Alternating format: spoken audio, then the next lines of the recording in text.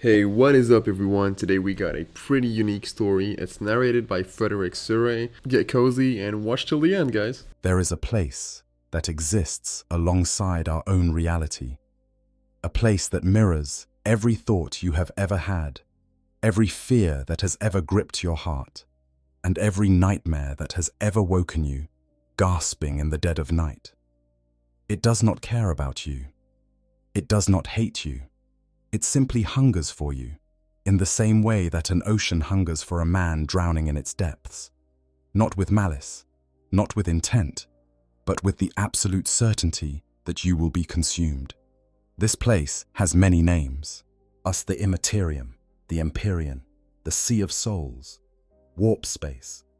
But most know it simply as the Warp. And what lives within it is enough to drive entire civilizations to madness, to turn the bravest warriors into whimpering shells, and to make gods out of monsters. Tonight, we are going to talk about the things that dwell inside this impossible dimension. Not just the well-known horrors, though we will certainly get to those. We are going to descend layer by layer into the depths of the warp and explore every lurking terror that calls it home. From the mindless predators that swim through its currents like sharks through dark water, to the ancient parasites that feed on psychic energy like ticks on a bleeding wound, to the four great powers that sit at the heart of it all, like bloated spiders in webs spun from suffering and desire, and beyond even them, to the things that have no name, as the things that even demons fear, the things that exist in the spaces between the spaces, watching and waiting for the veil between dimensions to thin just enough for them to reach through and take what they want. So, settle in, get comfortable, and let me tell you about the most dangerous neighborhood in the entire galaxy. The nature of the warp itself. Before we can talk about what lives in the warp, we need to understand what the warp actually is, because the warp is not just a location. It is not simply another dimension that exists parallel to the material universe the way a shadow exists alongside the object that casts it. The warp is alive. Not in the way you or I are alive, with beating hearts and breathing lungs and a desire to see another sunrise. The warp is alive in the way a fever dream is alive, in the way a crowd's panic is alive, in the way a wildfire is alive. It feeds on the thoughts and emotions of every psychically sensitive creature in the galaxy. Every hope, in every fear, every moment of rage, and every whispered prayer, all of it flows into the warp, like rivers of raw emotion pouring into an ocean that has no bottom and no shore. In the earliest epochs of the galaxy, before the rise of the great civilizations, the warp was a relatively calm place. Imagine it as a vast, still body of water stretching out to infinity in every direction. There were currents, certainly. There were eddies and flows created by the first stirrings of sentient thought among the galaxy's young species. But it was navigable. It was, if not safe, then at least predictable. The ancient races, the old ones chief among them, used the warp as a highway system, creating stable tunnels through its depths that allowed them to travel from one end of the galaxy to the other in the blink of an eye. They understood the warp in a way that no species since has managed to replicate. They respected it, yes, but they did not fear it. Not yet. That calm did not last. As the intelligent species of the galaxy grew and multiplied, as their civilizations flourished and their populations swelled into the billions and then the trillions, the emotional output of all those living minds began to change the fundamental nature of the warp. Think of it this way. A single voice whispering in a cathedral barely disturbs the silence. But a million voices screaming in that same space creates a sound so overwhelming that the very walls begin to shake. That is what happened to the warp. The collective emotions of countless sentient beings did not merely flow into it. They reshaped it. They gave it texture and form, and eventually, something approaching consciousness. The once calm ocean became a roiling tempest. Currents of rage and despair formed great whirlpools that could swallow entire fleets, as tides of hope and ambition crashed against shores of nightmare and delusion. And in the deepest parts of that newly turbulent sea, in the places where the strongest emotions gathered and pooled and concentrated, something began to stir. Something was waking up, or perhaps something was being born. The distinction in the warp is meaningless. What we need to understand is that the warp is not a dead space filled with dangerous creatures the way a jungle is filled with predators. The warp is itself the predator. Every molecule of its impossible substance, every shifting current of psychic energy, every flickering mote of emotional residue is part of a vast, interconnected ecosystem that exists to consume. The creatures that dwell within it are not invaders or immigrants. They are the warp given form. They are its hunger given teeth. They are the nightmares of a trillion sleeping minds condensed into beings of terrible purpose. And the most terrifying thing about the warp is not what lives within it. It is the fact that the barrier between it and our reality is not a wall. It is not a door with a lock. It is a membrane, a skin stretched thin over the face of the material universe, and in some places, that skin is so fragile that a single psychic scream can tear it open. When that happens, the things inside come flooding through, and they bring the warp with them. The Imperium of man is the vast human civilization that stretches across 1,000,000 worlds in the 41st millennium, depends on the warp for its very survival. Every faster-than-light journey requires ships to plunge into its depths and ride its currents to their destination. Every long-distance communication relies on psychers projecting their thoughts through its medium. The Emperor of mankind himself sits upon the golden throne on Terra, his mind blazing like a psychic lighthouse called the Astronomicon, projecting a beacon through the warp that allows his navigators to find their way through its impossible geography. Without the warp, the Imperium would collapse overnight. Its worlds would be isolated. Its armies would be stranded. Its people would be alone in the dark, surrounded by enemies on all sides with no way to call for help. And yet every time a ship enters the warp, every time a psyker opens their mind to its power, and every time a navigator peers into its depths to find the light of the Astronomicon, they are gambling with forces that could destroy them utterly. Because the warp notices.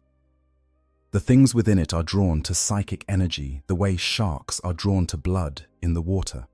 And once they notice you, they do not forget. They do not give up. They simply wait, patient and hungry, for the shields to falter, for the wards to fail. But for the moment, when the barrier between their world and yours becomes just thin enough for a claw to reach through. So with that understanding, let us begin our descent into the darkness. Let us meet the things that live in the warp, starting with the creatures that most people have never heard of, the ones that dwell in the shadows cast by shadows, the predators that even the chaos gods consider beneath their notice, because the warp is vast and its terrors are legion. The forgotten predators, creatures beyond chaos. When most people think about the dangers of the warp, they think about demons, bloodthirsters, and great unclean ones, and lords of change, and keepers of secrets.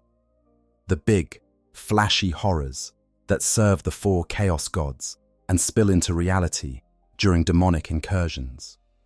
And those entities are absolutely terrifying, make no mistake. We will get to each of them in tremendous detail, but the warp is far older than the chaos gods, and there are things swimming in its depths that owe allegiance to no dark power, things that existed long before the first chaos god opened its eyes and looked upon the galaxy with hunger. These are the forgotten predators of the Imperium, the organisms, if you can call them that, which evolved within the warp's psychic ecosystem over millions of years, feeding on the raw emotional energy that seeps through the barrier between dimensions. They are not demons. While they were not created by any god, they simply are, in the same way that a deep-sea anglerfish simply is, a product of an environment so hostile and so alien that the creatures it produces are almost incomprehensible to beings who have only ever known the comforting certainty of physical reality. Let us begin with one of the most insidious of these forgotten horrors, the Psyche-Nuin. Imagine, if you will, a wasp. Not a pleasant image to start with, I know.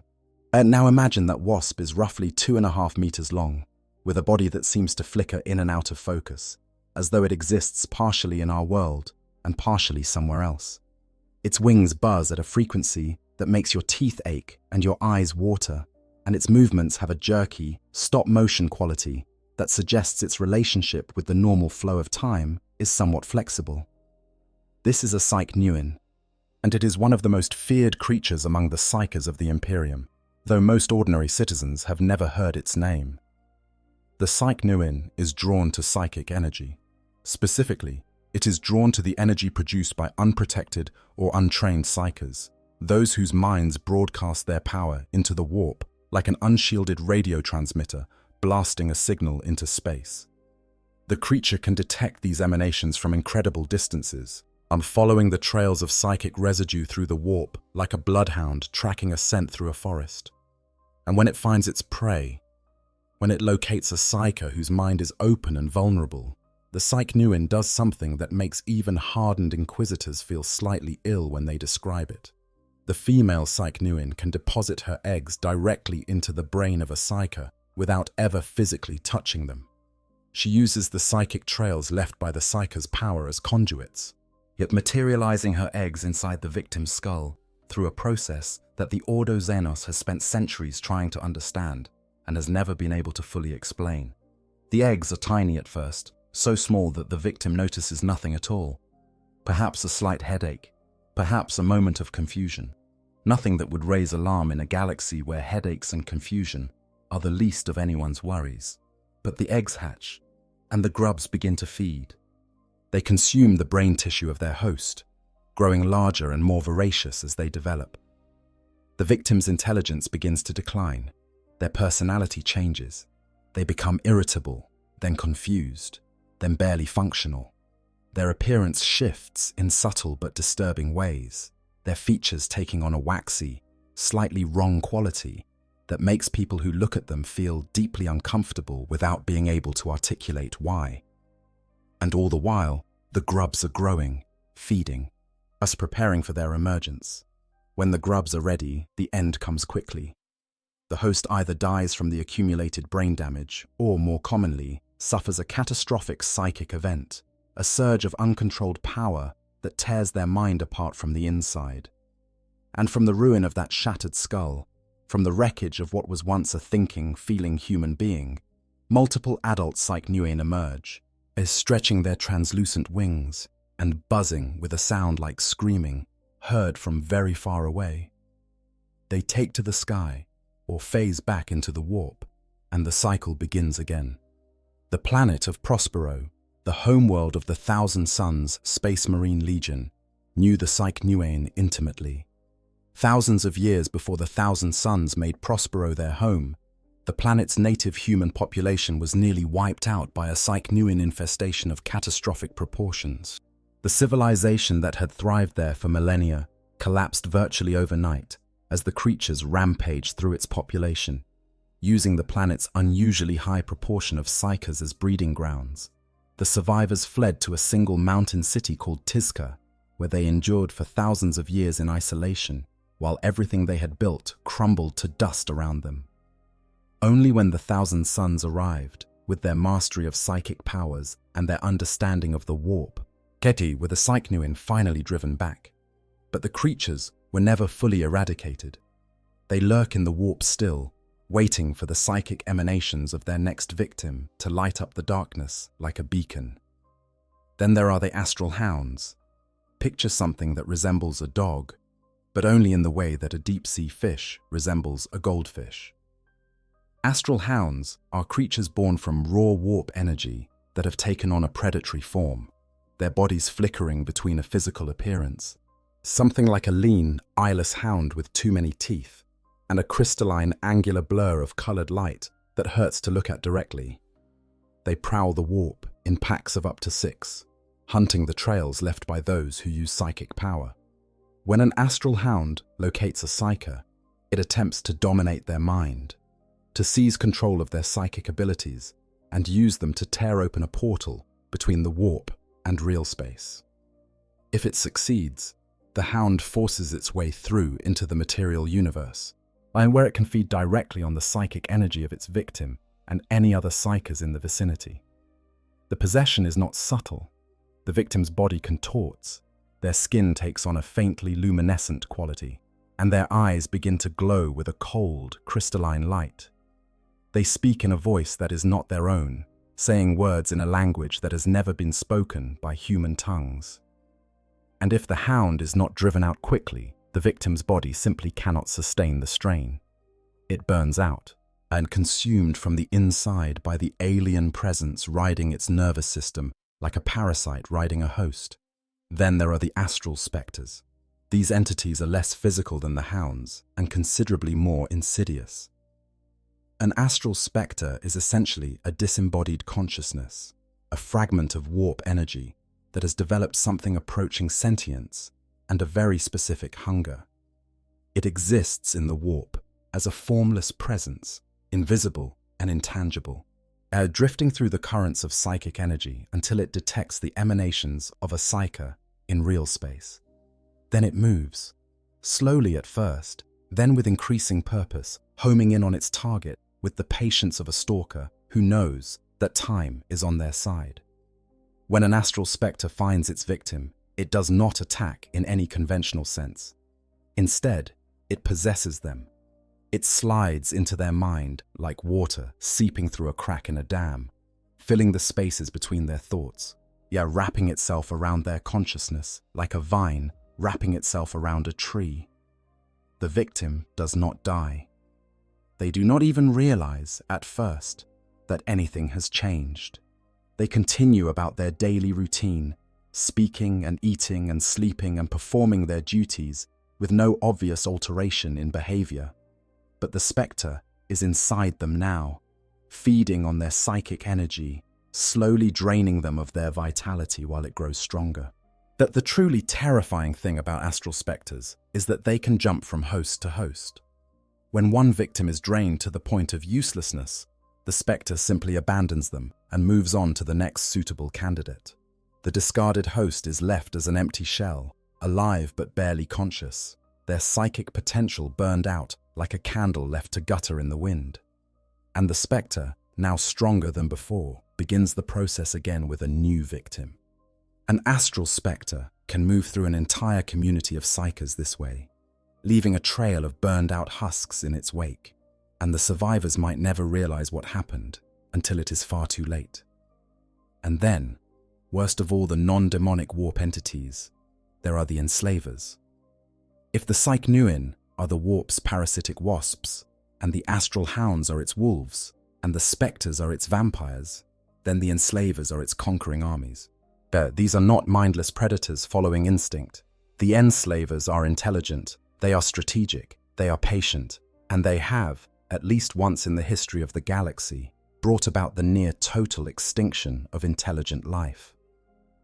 Enslavers are physical beings that exist primarily in the warp, but can manifest in real space under the right conditions. In their natural form, they resemble barrel-shaped organisms about 2 meters tall, covered in tough, a leathery skin that can change color at will. They have a cluster of pale tentacles around their upper body and a single large sensory organ on top that functions as something between an eye and a psychic antenna. They are not beautiful creatures. They are not imposing in the way that a bloodthirster is imposing. They look, honestly, somewhat ridiculous, like something a slightly unimaginative artist might sketch if asked to draw a generic alien life form. But their appearance is the least important thing about them. What makes enslavers so terrifying is their method of invasion. Enslavers travel through the warp in groups of 3, forming psychic trinities that give them far more power than they would possess individually. These trinities seek out the psychic emanations of unprotected psychers, tracking them through the warp the way all its predators do. But instead of simply attacking their prey, the enslavers do something far more calculated. They form a parasitic mental bond with the psyker, seizing control of their mind with a grip that is virtually impossible to break. Over the course of 2 to 3 days, the enslaved psyker undergoes a horrifying transformation. Their body chemistry changes radically. Their skin becomes discolored, Their tissue begins to disintegrate and reform into something new, something that is no longer recognizably human. The victim's body swells and distorts, their flesh becoming soft and pulsing, as their features melting away, as the enslavers reshape them from the inside out. And when the transformation is complete, what stands in place of the person who was once a living, thinking human being is a living warp portal. A gate of ruptured, pulsating flesh through which the three enslavers pass from the warp into real space, unrestricted and hungry. Once in the material universe, the enslavers begin to psychically enslave every living being within their reach. A single enslaver can dominate the minds of up to 10 creatures at a time, bending them to its will with the ease of a puppet master manipulating marionettes. And those enslaved victims become vectors for further infestation. As the enslaver population grows, they can enslave more and more minds, spreading geometrically across a world's population. Billions of people, reduced to drooling mind slaves in the service of alien entities that view them as little more than tools and food. Add to the enslaver plague of approximately 60 million years before the current era is one of the most catastrophic events in galactic history. During the War in Heaven, the ancient conflict between the Old Ones and the Necrons, the massive psychic disruption caused by the fighting destabilized the warp to an unprecedented degree. This instability drew the enslavers in swarms. They poured through the minds of psychers across the galaxy, turning entire worlds into hive colonies of enslaved creatures. What the Old Ones, the most powerful and ancient of the galaxy's races, the beings who had shaped stars and engineered entire species, fell before the enslaver plague. Their citadels were overrun. Their servant races were compromised. Their control over the warp was shattered. The civilization that had ruled the galaxy for millions of years simply ceased to exist. The Necrons, soulless beings of living metal with no psychic presence for the enslavers to latch onto. Each were among the few who survived the plague, but even they recognized the magnitude of the threat. The enslavers had consumed so much of the galaxy's sentient life that there was barely enough left to sustain their hunger. In the aftermath of the plague, as the surviving species slowly rebuilt and the enslavers retreated back into the warp for lack of prey, the Necrons chose to enter their great sleep, retreating to their tomb worlds to wait out the ages until the galaxy's populations recovered enough to provide them with the energy they needed. Think about that for a moment. The enslavers are the reason the Necrons went to sleep. The enslavers are the reason the Old Ones fell. These are not minor nuisances. These are not footnotes in galactic history. The enslavers are one of the most devastating forces the galaxy has ever known, and they still exist in the warp, waiting for the next surge of psychic energy, the next destabilization of the barrier between dimensions, the next opportunity to do what they have done before.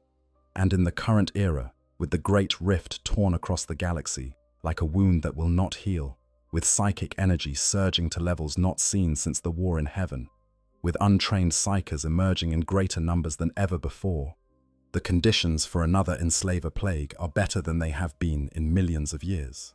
Sleep well. The horror of warp travel. Now that we have met the forgotten predators of the Imperium, the creatures that swim through its depths without any allegiance to the Chaos Gods, let us take a moment to discuss the activity that exposes more humans to the warp's dangers than any other. Let us talk about warp travel. The Imperium of man spans 1 million worlds. Those worlds are separated by distances so vast that light itself takes years, decades, and sometimes centuries to travel between them. No conventional engine, no matter how powerful, could bridge those gaps in a time frame useful for maintaining a galactic civilization. And so the Imperium does something that is, when you stop and think about it, absolutely insane. It flies its ships directly into the warp, rides the currents of psychic energy like a sailing vessel, riding ocean currents, and then pops back out into real space at a point closer to its destination. And every interstellar journey in the Imperium requires this. Every trade route, every military deployment, every pilgrim ship carrying the faithful to Terra, every supply convoy keeping distant worlds from starvation. All of them must pass through the realm of demons and monsters to reach their destination. The ships that make these journeys are equipped with Geller fields, a form of protective technology that creates a bubble of real space around the vessel as it travels through the warp. Inside the Geller field, the laws of physics function normally. Gravity works, time passes at a predictable rate. The crew can breathe and eat and sleep without worrying about their bodies turning inside out, or their thoughts manifesting as physical entities.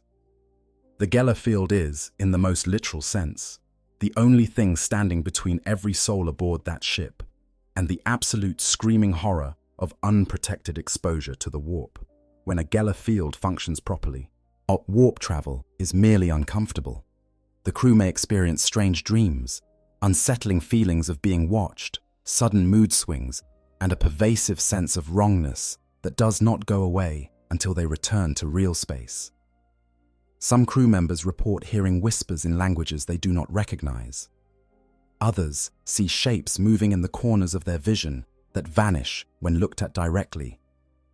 A few experience full hallucinations, vivid encounters with entities that may or may not be real, and these individuals are usually confined to their quarters and monitored closely for signs of possession or corruption. When a Geller field fails, the consequences are catastrophic, beyond description. Without the protection of the Geller field, the warp floods into the ship. The boundary between the vessel's interior and the Imperium dissolves, and the crew are exposed to the raw, unfiltered reality of the warp in all its terrible glory. For most, death comes quickly. Their bodies are torn apart by the impossible physics of the Imperium, their flesh twisted and mutated by the warping energies that suffuse every molecule of warp space. The lucky ones simply disintegrate, their physical forms unable to withstand the strain. The unlucky ones survive long enough to experience the full horror of what is happening to them. Demons pour through the breach like water through a broken dam. Bloodletters materialize in the corridors, their hellblades already dripping with the blood of the first crew members to fall. Horrors of Tzinch dance through the engine rooms, their warp fire mutating the ship's systems into screaming, organic nightmares. Plague bearers shuffle through the lower decks, their mere presence causing the ship's structure to rust and rot and crumble. Demonettes slink through the officers' quarters, whispering promises that the survivors would give anything to believe. And those are just the demons that serve the Chaos Gods. The non-aligned predators we discussed earlier, the Psychnuin and the Astral Hounds and the Spectres and the Enslavers, all of them are drawn to a Geller field failure like sharks to a kill.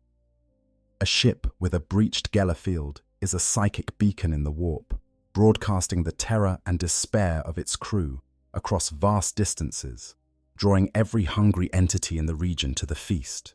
Some ships are simply lost, yet they enter the warp and never emerge. Their names are added to long lists of missing vessels, their crew declared dead, their cargo written off. Occasionally, centuries or even millennia later, one of these lost ships reappears in real space, tumbling out of the warp at some random point in the galaxy. The crews of these ghost ships are invariably dead, their bodies frozen in expressions of terror so extreme that the recovery teams often require psychological treatment afterward, as sometimes the bodies show signs of mutation or demonic corruption. Sometimes they show no marks at all, as though the crew simply sat down and died of pure, distilled fear. Sometimes the ships reappear and the crew is not dead. This is worse. The most terrifying aspect of warp travel is the way it distorts time. A ship that spends what its crew perceives as a few weeks in the warp may emerge to discover that centuries have passed in real space. Or it may emerge to find that it has arrived before it departed, that the event it was sent to respond to has not yet occurred. Time in the warp is not merely unreliable. It is hostile. It is actively malicious, twisting and stretching and compressing in ways that seem designed to cause maximum confusion and suffering. A soldier who enters the warp as a young man may emerge as an old one, having lived decades in subjective time while only hours passed in the real universe. but his family has not aged. His friends are exactly where he left them. But he carries decades of memories, decades of experiences inside the warp that he can never share, and that will haunt him for whatever remains of his life. The navigators who guide ships through the warp are among the most important and most pitiable individuals in the Imperium. They are mutants, members of specially bred bloodlines that carry a genetic trait known as the navigator gene, which gives them a third eye set in their forehead. This eye allows them to perceive the warp directly, to see its currents and eddies and the great beacon of the Astronomicon that guides them to their destination. Without navigators, warp travel would be virtually impossible. Ships would be limited to short, blind jumps through the Imperium, and even those would be extremely dangerous. But the navigator's gift comes at a terrible cost. When a navigator opens their third eye, they see the warp as it truly is, not the filtered, attenuated version that ordinary humans might perceive in their nightmares. The real thing. The full, unimaginable horror of the Imperium in all its glory.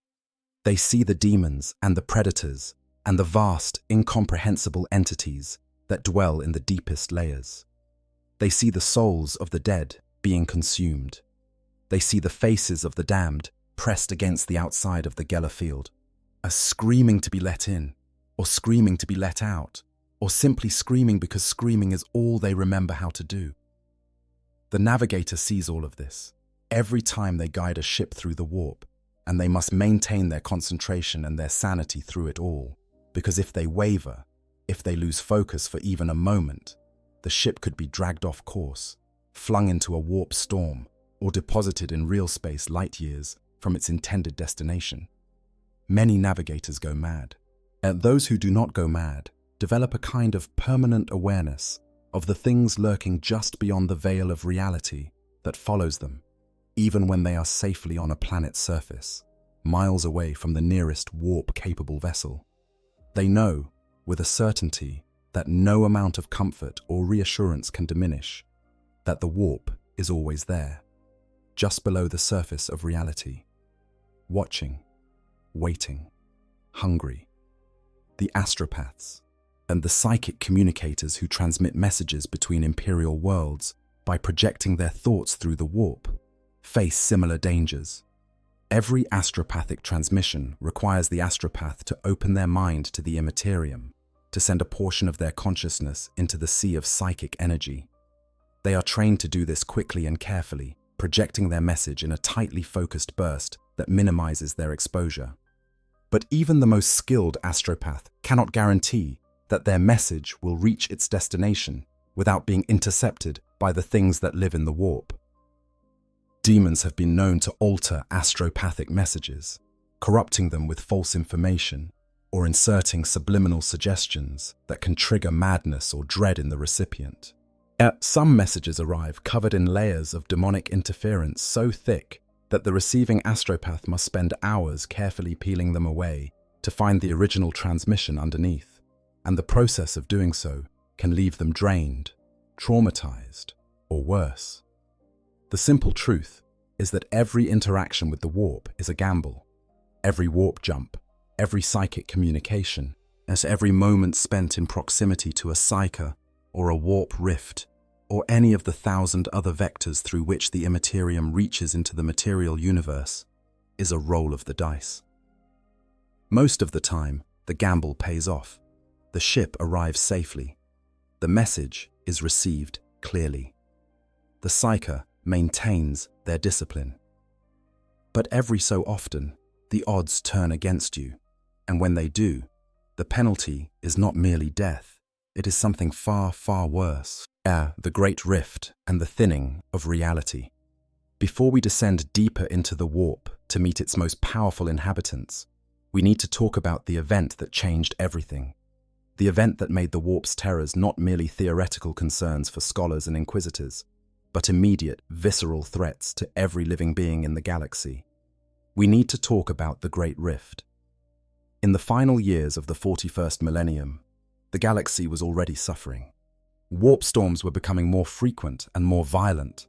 Psychic disturbances rippled across entire sectors, driving psychers mad and causing outbreaks of demonic possession on worlds that had been peaceful for centuries.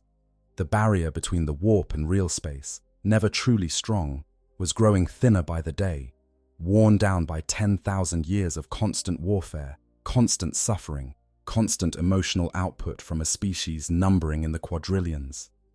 Then Cadia fell. Cadia was a fortress world, one of the most heavily defended planets in the entire Imperium. For 10,000 years, it had stood as a bulwark against the forces of chaos, guarding the only stable route out of the Eye of Terror, a permanent warp rift that had existed since the fall of the Eldari civilization. Cadia's pylons, ancient structures of mysterious origin, helped to stabilize the fabric of reality in the region, while keeping the Eye of Terror from expanding and preventing the worst of the warp's influence from bleeding through into real space. When Abaddon the Despoiler, the War Master of Chaos, launched his 13th Black Crusade, his ultimate target was not merely the conquest of Cadia, it was the destruction of those pylons. Over 10,000 years, Abaddon had systematically destroyed worlds rich in Blackstone, the mysterious substance that could suppress or amplify psychic energy, weakening the galaxy's natural defenses against the warp one world at a time. Cadia was the final piece. When its pylons were destroyed, the last restraint on the warp's expansion was removed. What followed was cataclysmic beyond description. A titanic warp rift tore across the galaxy from one side to the other, spreading from the Eye of Terror in the galactic northwest to the Hadex anomaly on the eastern fringe. This was the Great Rift, known in High Gothic as the Cicatrix Maledictum. It was not merely a warp storm, though warp storms were certainly part of it. It was a fundamental tear in reality itself, a wound in the fabric of the universe through which the raw stuff of the warp poured like blood from a severed artery. The effects were immediate and devastating. The Imperium was split in half. On one side, the Imperium Sanctus, where the light of the Emperor's Astronomicon still shone, however dimly. On the other side, the Imperium Nihilus, the Dark Imperium, where that light was obscured entirely by the raging storms of the Great Rift. Worlds in the path of the rift were simply consumed, swallowed by warp energy, and either destroyed outright or transformed into demon worlds where the laws of physics ceased to apply and the creatures of the Immaterium walked freely. The period immediately following the rift's opening became known as the Noctis Eterna, the Blackness. The Astronomicon, the psychic beacon that had guided Imperial ships through the warp for 10,000 years, was obscured. Navigators could not see it. Astropaths could not project their messages through the interference of the raging warp storms. Every world in the galaxy was suddenly, terrifyingly alone, and in that darkness, the things that lived in the warp came flooding through. Demons manifested in numbers not seen since the darkest days of the Horus Heresy. Entire worlds fell to demonic incursions as the weakened barrier between dimensions allowed legions of warp entities to cross over into real space with ease. Populations went mad as the increased psychic pressure shattered the minds of latent psychers, turning them into unwitting beacons that drew even more demons to their worlds. Mutations ran rampant. Cults that had hidden in the shadows for centuries emerged into the open, conducting rituals to summon their dark masters. Some worlds simply ceased to exist, their populations wiped out or transformed beyond recognition in the space of hours. The very laws of physics began to fray at the edges of the Great Rift. Time, that most fundamental of constants, became unreliable. Some worlds experienced centuries in what should have been days. Others were frozen in single moments that stretched on for years. Still others suffered constant temporal shifts, almost with different parts of the same planet experiencing time at different rates, creating a patchwork of temporal zones that made coordinated defense impossible. The Great Rift was not merely a military disaster, it was an existential one. Now, I want to take a quick moment here just between us. One of the things I love most about diving into these deep corners of the lore is how it makes you think. Like, genuinely sit with something after the video ends. I started this channel because I couldn't find anyone covering this stuff the way I wanted to hear it. You know, slow, detailed, and actually going deep instead of just skimming the surface. And every time I research one of these topics, I walk away with a new appreciation for how layered this universe really is. The writers at Games Workshop and Black Library don't get enough credit for building something that can hit you emotionally the way good science fiction or fantasy should. So if you're here listening to this at 2 in the morning, or a long drive, or just winding down after a rough day, I appreciate you, genuinely. This community is the reason I keep making these. But anyways, let's get back into it.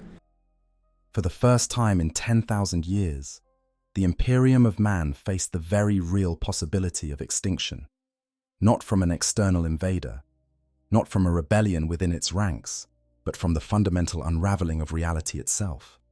And this is the galaxy's current state. The Great Rift still rages. The barrier between the warp and real space is thinner than it has ever been. The things that live in the warp have never had easier access to the material universe. And the emotions of a galaxy at war, the rage and the fear and the despair and the desperate hope of trillions of suffering beings, continue to pour into the immaterium, feeding the very forces that seek to consume them. With that context in mind, let us now turn to the inhabitants of the warp that everyone knows about, at least by name. Let us talk about the Chaos Gods and their legions. The Blood God's domain, Khorne and his legions. The first of the Chaos Gods we will visit is Khorne, the Blood God, the Lord of Skulls, the Taker of Heads, the Hunter of Souls. Known by 1,000 names across 1,000 worlds, Khorne is the Chaos God of war, hatred, rage, wrath, martial honor, and murder. And he is the oldest of the 4 great ruinous powers, or at least he claims to be, and his domain within the realm of chaos is the largest and most aggressively maintained of all the Dark Kingdoms. Khorne was born from the collective violence of sentient life. Every act of aggression, every battle fought, every murder committed, every moment of blind rage that has ever coursed through the mind of a thinking being has fed Khorne and made him stronger. He does not discriminate. He does not care who fights or why they fight, or what they hope to achieve by fighting. The only thing that matters to Khorne is that blood is spilled.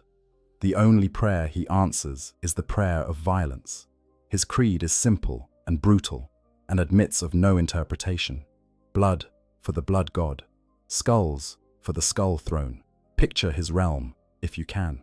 It is a landscape of perpetual war, a hellscape of brass and bone that stretches to infinity in every direction. Thus, the ground is scorite and hard-packed earth, stained permanently with the blood of billions. Rivers of crimson fluid carve through the landscape, flowing not downhill, but toward wherever the fighting is thickest, as though the very terrain hungers for slaughter. Mountains of skulls rise from the plains, some of them miles high, their surfaces crawling with lesser demons who scramble over the bleached bone in search of worthy additions to their master's collection. At the center of this realm stands the Brass Citadel, a fortress of unimaginable proportions that would dwarf any structure ever built by mortal hands. Its walls are made of brass darkened by the heat of eternal forges, and its 8 great towers, each one representing a different aspect of Khorne's nature, pierce the boiling red sky like accusatory fingers pointed at the heavens. Within the citadel, in a great throne room so vast that its far walls are lost in shadow and the smoke of perpetual fire, sits the Skull Throne itself. The Skull Throne is exactly what it sounds like. A massive seat constructed from the skulls of the mightiest warriors ever to fall in battle, rising from a mountain of bones so tall that merely looking at it from the base invokes a sensation of vertigo. Every skull is a trophy. Every one of them was taken from a being of tremendous power, and a champion who died in combat so fierce that Khorne himself took notice. At the summit of this mountain of death sits Khorne, the Blood God, a figure of such terrible majesty that even other chaos gods approach him with caution. Khorne himself is a vast, muscular figure clad in brass armor that seems to grow from his flesh rather than being worn upon it. His face is a mask of perpetual fury, his eyes burn like furnaces, and his breath comes in great gusts of superheated air that can strip the flesh from bone at close range. He does not speak often. He does not need to. His will is communicated through the thunder of drums that echo across his realm, through the roaring of the forges that never cool, through the screaming of the damned souls that fuel his power. When he does speak, reality itself flinches. The demons that serve Horn are formed from pure aggression. The most numerous are the bloodletters, as the foot soldiers of his endless legions. These creatures stand taller than a man, their bodies lean and wiry with a strength that belies their relatively slender frames. Their skin is the color of arterial blood, hot and vivid, and their eyes are black pits that reflect nothing, not light, not hope, not mercy. Each bloodletter carries a hellblade, a weapon forged from the demon's own essence that glows brighter with every kill, feeding on the life force of its victims. They fight with a methodical savagery that is somehow worse than mindless berserking. They do not lose themselves in the frenzy of combat. They relish every moment of it, every cut, every scream, every gush of blood and crack of bone. They are violence given purpose and teeth. Above the bloodletters in Khorne's hierarchy are the heralds, the squad leaders, and battlefield commanders of the blood legions. And these are bloodletters who have distinguished themselves through particularly impressive acts of violence, who have caught Khorne's eye through their dedication to the art of killing. They ride upon juggernauts, massive demonic beasts that resemble bulls made of brass and iron, their hooves striking sparks from whatever surface they tread upon. The heralds carry blades of blood, enhanced hell blades, that can cut through virtually any material in the physical universe. And their presence on the battlefield drives the lesser demons to even greater heights of bloodshed. Then come the flesh hounds, Khorne's tracking beasts. These creatures look like massive, skinless dogs, their exposed musculature glistening with blood that is not their own. They are Khorne's answer to psykers and sorcerers, beings that the blood god despises above all others. Fleshhounds can track a psyker's psychic signature across vast distances and are virtually immune to psychic powers, their very presence dampening the warp around them and making it difficult for nearby psykers to draw upon their abilities. They hunt in packs, relentless and tireless, and once they have a scent, nothing short of destruction will turn them from their quarry. The greatest of the fleshhounds is Karanak, a three-headed beast that prowls Khorne's throne room in the brass citadel. Karanak never sleeps. It is Khorne's vengeance made manifest, at the hunter that the blood god unleashes upon those who have insulted his pride or transgressed his warrior code. Karanak can follow the blood scent of its quarry across all of space and time, tracking its target through the warp itself, across dimensions, across centuries. There is no hiding from Karanak. There is no outrunning it. There is only the hope that you die of something else before it catches you. And at the apex of Khorne's demonic hierarchy sit the bloodthirsters, the greater demons of the blood god. These are the most physically powerful demons in all the warp, towering beings of pure rage that bear a terrible resemblance to the archetypal demons of humanity's oldest religious traditions. Muscled bodies the color of old blood, massive bat-like wings that can blot out the sun, curling horns that crown bestial faces twisted into expressions of eternal fury. They are everything that every mortal nightmare about demons has ever imagined, and more. While a bloodthirster wields a fiery whip in one hand and a massive two-headed battle axe in the other, and its mastery of these weapons is absolute. Where a bloodthirster walks, the ground cracks and bleeds. Where it strikes, armored vehicles burst apart like ripe fruit. Where it screams its battle cry, mortal minds shatter like glass under a hammer blow. Even the most elite warriors of the Imperium, the Grey Knights and the Adeptus Custodes, approach a bloodthirster engagement with extreme caution and significant force, because a single one of these creatures can turn the tide of a planetary battle. The most infamous bloodthirsters have names that are whispered with dread across the galaxy. Angrath the Unbound, the mightiest of them all, has only been successfully summoned twice in the last 10,000 years, and both times, multiple worlds fell before it was driven back. Kabanda, the bloodthirster who fought the Primarch Sanguinius during the Horus Heresy and is believed to be responsible for the genetic flaw known as the Red Thirst that afflicts the Blood Angels, chapter to this day. And Skarbrand, the exiled one, a bloodthirster whose rage was so pure and so absolute that he once turned on Khorne himself, striking the blood god across the back while Khorne sat upon his throne. For this unforgivable betrayal, Khorne cast Skarbrand out of his realm forever. Frustrated by his exile, Skarbrand now rampages across reality in an endless campaign of slaughter, serving Khorne more loyally than ever through sheer volume of bloodshed, yet never able to return home. What makes Khorne so terrifying, beyond the raw destructive power of his legions, is his universality. Every sentient being in the galaxy has the capacity for anger. Every one of them has felt rage at some point in their lives. Every act of violence, no matter how justified, but no matter how necessary, feeds the blood god. The soldier who fights to protect his family feeds Khorne. The mother who kills to save her children feeds Khorne. The righteous warrior who brings justice to the wicked feeds Khorne. He cannot be starved.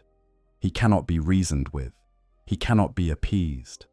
The only way to deny Khorne is to never feel anger, never commit an act of violence, never raise a hand in defense of anything you love. And in a galaxy defined by war, that is simply not possible. Thus, the number 8 is sacred to Khorne, a pattern that appears throughout his realm and his legions with obsessive consistency. 8 towers ring the brass citadel. His legions are divided into 8 cohorts. A demon destroyed in real space must complete 8 tasks before Khorne will grant it form again. No one knows why 8 holds such significance for the blood god. It simply always has, since the first moments of his existence, and it always will, until the last drop of blood is spilled, mark the Garden of Despair, Nurgle and his plagues. Now let us leave the burning brass plains and the rivers of blood behind. Let us travel deeper into the realm of chaos, past the contested borders where the territories of the gods clash and overlap, to a place that is in many ways the polar opposite of Khorne's domain. A place where nothing is clean, nothing is sterile, nothing is free from the touch of decay. Let us enter the Garden of Nurgle. If you expected a garden of horrors, on a blasted wasteland of death and corruption, you would be partially right, but also fundamentally mistaken. Because Nurgle's domain is indeed a garden, not a dead one, not a barren one. It is the most fecund, the most lush, the most impossibly alive place in the entire realm of chaos. And that is precisely what makes it so horrifying. Nurgle is the chaos god of disease, despair, decay, and death. He is also, paradoxically, the chaos god of life, of rebirth, and of the endless cycle of growth and decomposition that drives the natural world. He is believed to be the oldest of the 4 major chaos gods. Born from the very first moment, a sentient being looked at the inevitability of their own death and felt afraid. That fear, that primal, marrow-deep terror of the unknown that awaits all living things, is the wellspring of Nurgle's power. And because every living thing in the galaxy will eventually die, but because entropy is the one force in the universe that cannot be denied, Nurgle's power is virtually limitless. His garden reflects this duality of life and death with a completeness that defies mortal comprehension. Trees grow here, but they are made of fused flesh, their bark composed of layers of diseased skin, their leaves dripping with pus and their fruit swollen with infection. Flowers bloom in riotous profusion, but their petals are membranous and veined like the wings of flies. And their perfume carries the sweet, cloying scent of decomposition. Rivers flow through the garden, but their waters are thick with every contagion ever conceived by God or man, and the banks are lined with the remains of those who drank from them. Everything in Nurgle's domain is alive. Not just the obviously living things. The ground itself heaves and shifts as buried organisms feed and grow beneath the surface. The walls of the great manse at the garden center breathe with a slow, rhythmic expansion and contraction that suggests They are made of something that was once alive and has not yet fully accepted that it should be dead. Even the air is alive, thick with spores and bacteria and floating motes of infection that seek out living tissue with a mindless hunger. Nurgle himself often sits in a massive chair beside the front door of his manse, like a grandfather watching the world go by from his porch. And that is how his followers know him. Grandfather Nurgle, Papa Nurgle, the Plague Father. Where the other Chaos gods are distant and imperious, Nurgle is warm and involved. He takes a personal interest in his followers. He visits them in their suffering. He holds them close, literally and figuratively, and tells them that everything will be all right, that the pain will pass, that there is beauty in decay and peace in acceptance. This is, in its way, the most terrifying thing about Nurgle. He is kind. He genuinely cares about his followers. In the way that a farmer genuinely cares about his crops. He nurtures them. He tends them. He weeps when they suffer and rejoices when they thrive. And the gifts he gives them, the diseases and plagues and infections that rack their bodies and twist their flesh, he gives with love. He truly believes he is helping them. He truly believes that his plagues are blessings, that the rot he spreads is a kind of freedom from the tyranny of health and vitality and the desperate, a futile clinging to life that he sees as the root of all mortal suffering. And the most insidious part is that his followers agree with him. Those who come to Nurgle's service, who accept his gifts and embrace the decay he offers, do feel a kind of peace. The pain of their diseases fades. The fear of death that drove them to the Plague Father in the first place is replaced by a calm acceptance that borders on contentment. They become part of the cycle, part of the great wheel of growth and decay that Nurgle embodies, and in that participation, they find a meaning that the cold, sterile universe of the Imperium never offered them. Of course, they also become vectors for apocalyptic plagues that can depopulate entire worlds. But from Nurgle's perspective, that is a feature, not a bug. The demons of Nurgle reflect their master's dual nature of jovial affection and unspeakable horror. The most numerous are the Plague Bearers, as sometimes called the Tallymen of Nurgle or Maggotkin. These are lesser demons, crafted from the souls of mortals who died from Nurgle's most sacred disease, the terrible contagion known as Nurgle's Rot. Nurgle's Rot is no ordinary plague. It does not merely attack the body, it corrupts the soul itself. As the infection takes hold, the victim's physical form begins to decay, their flesh rotting and bloating even as they remain alive. But simultaneously, their essence, out of the core of their being that makes them who they are, is drawn into the garden of Nurgle. Within the garden, a seed appears, planted in the diseased soil. That seed grows, nourished by the suffering of the victim, until it becomes a small, twisted tree.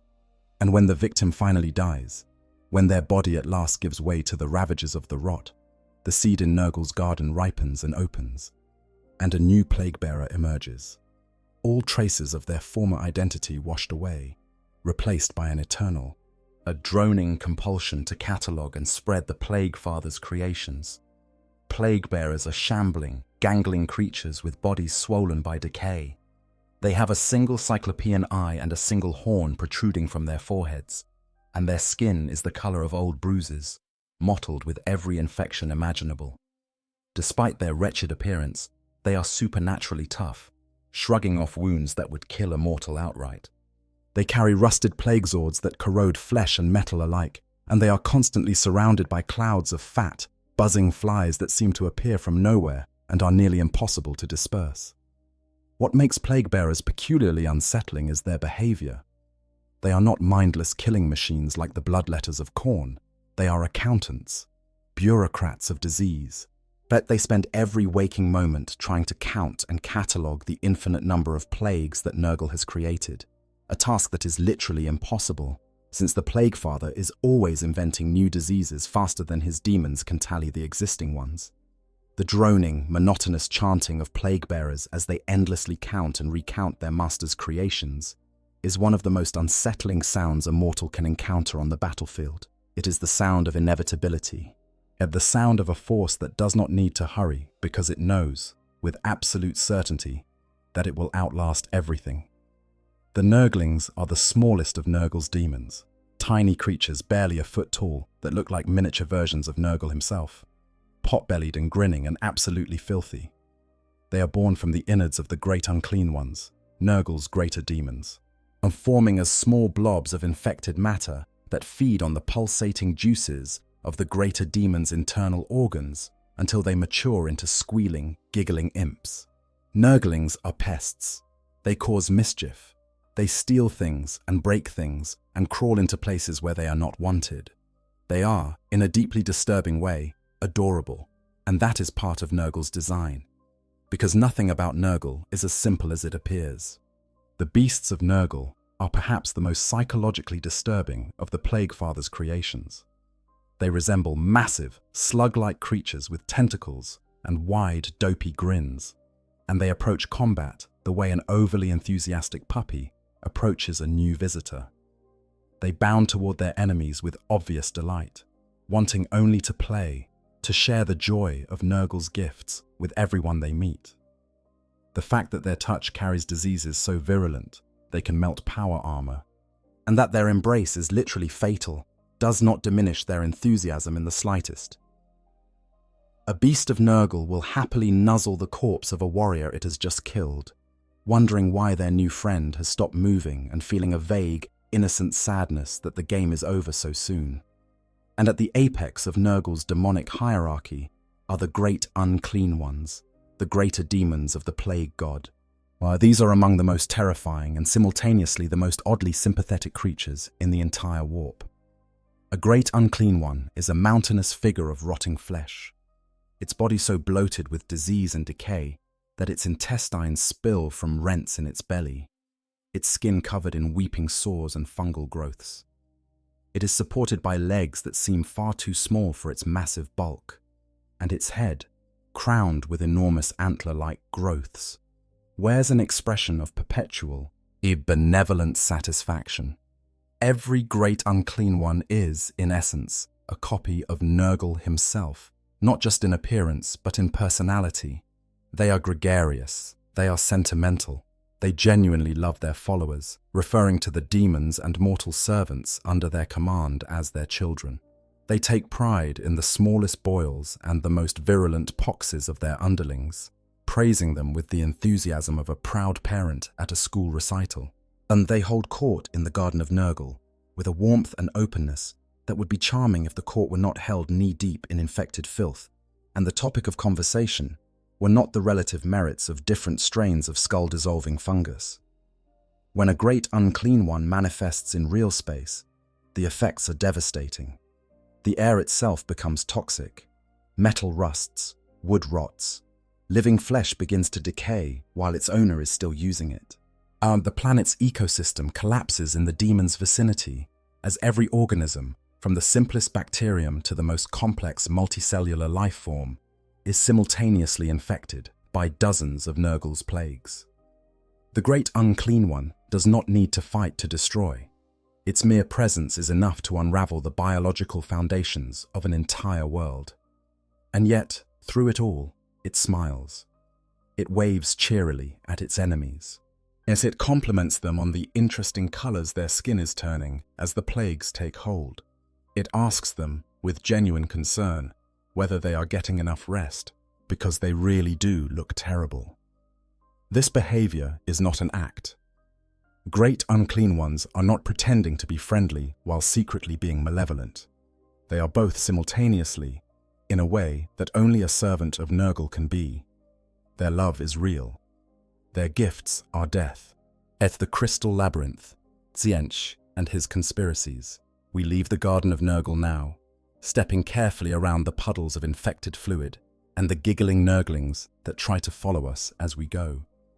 We pass through the contested borderlands again, where the territories of the gods blend and clash in ways that hurt to observe directly, and we arrive at a place that is as different from Nurgle's garden as anything in the realm of chaos could be. We arrive at the domain of Tzeentch, or the Changer of Ways. If Khorne's realm is defined by its brutal simplicity, and Nurgle's by its grotesque fecundity, then Tzeentch's domain is defined by its sheer impossibility.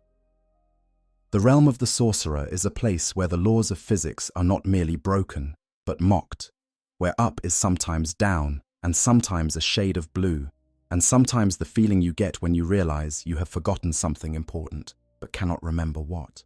And it is a landscape of pure psychic energy, shaped by a mind so complex, so alien, so fundamentally incomprehensible, that even attempting to describe it is an exercise in futility. Tzeentch is the chaos god of change, sorcery, ambition, scheming, and knowledge. He is the great conspirator, the architect of fate, the weaver of destinies. He was born from the collective desire of sentient beings to understand the world around them, to control their fates, to accumulate knowledge and power, and to change their circumstances for what they believed would be the better. Every plan ever made, every scheme ever hatched, every prayer for a different tomorrow has fed Tzeentch. He is the god of hope, in a deeply twisted way, because hope implies a desire for change, and change is his domain. His realm within the warp is dominated by the crystal labyrinth, an infinite maze of crystalline passages that shimmer with every color imaginable, and several that should not be possible. That the walls of this labyrinth are not merely reflective. They show those who look into them visions of their deepest fears and their most cherished hopes, their possible futures and their forgotten pasts, all presented in dazzling kaleidoscopic detail that is simultaneously beautiful and deeply, profoundly wrong. No demons guard the crystal labyrinth. None are needed. The labyrinth itself is the defense, the attack, and the trap.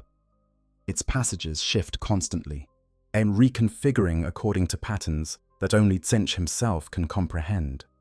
A corridor that led somewhere a moment ago may now lead nowhere or everywhere, or to a place that exists only in the mathematical space between two numbers that no one has ever thought to divide. Those who enter the labyrinth without the ability to perceive its true nature, which is to say, virtually every being in the galaxy, become lost within minutes. Their minds, bombarded by the visions in the crystal walls, or begin to crack. Their sense of self erodes. Their purpose dissolves. They wander the shimmering halls forever, their dreams and ambitions reflected back at them in increasingly distorted forms, until they can no longer distinguish between what they wanted and what they feared, between who they were and who they might become. At the heart of the crystal labyrinth stands the impossible fortress, Tzeentch's residence and seat of power. The name is not hyperbole. The fortress is genuinely impossible. Its architecture defies every principle of structural engineering, every law of gravity, every rule of spatial geometry that has ever been formulated by any species in the galaxy. Spires emerge from the fortress's foundation, twist upward in spirals that violate basic topology, and then collapse back into the structure only to re-emerge moments later in completely different configurations. Doors open onto rooms where gravity works sideways, or where time flows backward, or where the concept of distance has been replaced by the concept of sorrow. Different rooms within the fortress obey different physical laws. What is decreed by gravity to be up in one chamber may be down in another, or may be an entirely alternate state of being, such as regret or the color of yesterday. A mortal who somehow found themselves inside the impossible fortress would not survive long, not because of any physical danger, though there is plenty of that, but because the sheer cognitive impossibility of the environment would shatter their mind like a hammer striking a pane of glass. Even demons cannot easily navigate the fortress's corridors. Only the lords of change, Tzeentch's greater demons, can safely move through its halls, and even they do so with caution, for Tzeentch's moods are mercurial, and the fortress reshapes itself constantly to reflect his ever-changing thoughts. Deep within the impossible fortress lies the hidden library, a repository of knowledge so vast that it makes the great archives of terror look like a single shelf in a child's bookcase. Here, Tzeentch hoards every secret ever whispered, every plan ever conceived, every piece of knowledge ever discovered or imagined by any being in the history of the galaxy.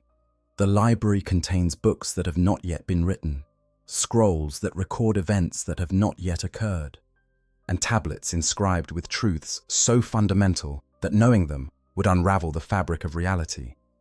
There is also the Library of Lies, a separate collection where every falsehood ever told is recorded and catalogued. Every lie, from the smallest social fiction to the grandest political deception, has its place in this archive. The relationship between the two libraries, between truth and falsehood, is a subject of endless fascination for Tzeentch, who understands better than any being in existence that the line between the two is often a matter of perspective, and that a well-crafted lie can sometimes contain more truth than a bald statement of fact. Tzeentch himself is the most inscrutable of the Chaos gods. He has no single true form. He appears differently to every observer, shifting and changing constantly, his body flowing from one configuration to the next like a flame in a strong wind. As some perceive him as a towering figure of robed majesty, with eyes that burn with arcane knowledge. Others see a mass of ever-shifting faces and tentacles and crystalline structures that appear and disappear too quickly to focus on. Still others see nothing at all, merely a sense of immense, watchful intelligence observing them from everywhere and nowhere simultaneously. The demons of Tzeentch are creatures of pure magic and mutability. The most numerous are the horrors, shapeless masses of writhing, multicolored flesh that shriek and cackle as they hurl bolts of warp fire at their enemies. Pink horrors are the more powerful variety, tall and raucous, their bodies covered in gaping mouths and staring eyes that appear and disappear seemingly at random. When a pink horror is destroyed, it does not simply die. It splits into two smaller entities called blue horrors, somber and sulky creatures that are the melancholic counterpart to their progenitor's manic energy. And when a blue horror is destroyed, it splits further into pairs of tiny brimstone horrors, flickering motes of living flame that burn with spite and malice. Killing a horror of Tzeentch is less like defeating an enemy, and more like breaking a piece of increasingly annoying candy that keeps getting smaller and more bitter with each break. The flamers of Tzeentch are demonic entities with multiple gaping mouths that produce searing warp fire. Flames that do not merely burn the body, but mutate it, transforming flesh and metal and stone into new and horrifying forms at a touch. A warrior struck by a flamer's fire might find their arm turning into a tentacle, their armor fusing with their skin, their eyes multiplying across their face like blisters. The mutations are random and agonizing, and no two victims suffer the same transformation. The Screamers of Tzeentch are ray-like creatures that glide through the warp and through real space with equal ease, their flat, manta-shaped bodies trailing tendrils of multicolored fire. They swoop down on their prey from above, cutting through armor and flesh with edges so sharp they seem to slice reality itself, then vanishing back into the ether before a counterattack can be mounted. And the Lords of Change, the greater demons of Tzeentch, are perhaps the most individually dangerous of all the greater demons, not because of their physical power, though they are by no means weak, but because of their intelligence and their mastery of sorcery. A Lord of Change is a towering avian figure with enormous wings, a wickedly curved beak, and eyes that seem to contain the entirety of the future within their crystalline depths. They are the most powerful sorcerers in the galaxy outside of the Chaos Gods themselves, capable of weaving spells that can reshape reality, open portals between dimensions, mutate entire armies with a gesture, or simply unmake a mortal's mind with a whispered word. The most feared Lord of Change is Kairos Fateweaver, a unique two-headed demon that Tzeentch himself cast into the Well of Eternity, a vast receptacle of all knowledge that exists at the heart of the impossible fortress. Kairos spent years uncounted within the well, absorbing its secrets, and when he finally clawed his way out, he possessed knowledge that no other being in existence could claim. One of Kairos's heads always speaks the truth, the other always lies, and both answers sound equally believable. This makes Kairos, the most frustrating oracle in the galaxy, a source of infallible knowledge that is simultaneously a source of perfect deception, and no mortal or demon has ever been able to reliably tell which head is which. What makes Tzeentch uniquely terrifying among the Chaos Gods is not the raw power of his demons, impressive though that is. It is the nature of his influence. Tzeentch does not merely tempt mortals with promises of power or pleasure. He offers them hope, the hope that their circumstances can change, the hope that they can be more than they are, the hope that knowledge and ambition can lift them out of their current misery and into something better. These are not evil desires, but they are among the most fundamentally human impulses that exist. And that is why Tzeentch's corruption is so effective. He does not appeal to the worst in people. He appeals to the best, and then he twists it. The Palace of Dark Delights, Slaanesh and his servants. The youngest of the four great chaos gods is, in many ways, the most dangerous. Not because Slaanesh is the most powerful, for in the traditional hierarchy of the ruinous powers, yet the Dark Prince sits at the bottom in terms of raw might.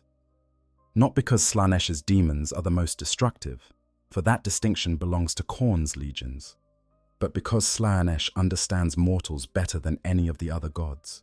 Because Slaanesh knows what you want, what you truly want, deep down in the secret places of your heart, where you do not even allow yourself to look. And Slaanesh can offer it to you, wrapped in silk and perfume and promises. And all it will cost you is everything. Slaanesh is the chaos god of pleasure, excess, pain, perfection, and hedonism. The Dark Prince, the Prince of Pleasure, she who thirsts, as the Aeldari call Slaanesh, refusing to speak the god's name for fear that even the utterance might draw its attention. Slaanesh was the last of the major chaos gods to be born, and the circumstances of that birth are among the most catastrophic events in galactic history.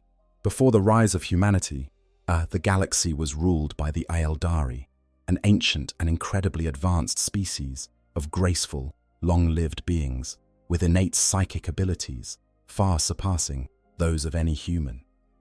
The Aeldari civilization was magnificent. Their technology could reshape stars.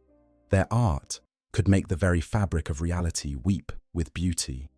Their lifespans stretched for thousands of years, and in those long lives, they experienced everything the galaxy had to offer.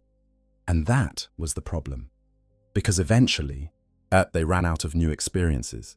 They had seen everything, done everything, felt everything that the material universe could provide. And so they turned inward, seeking ever more extreme sensations to fill the void that their satiation had created.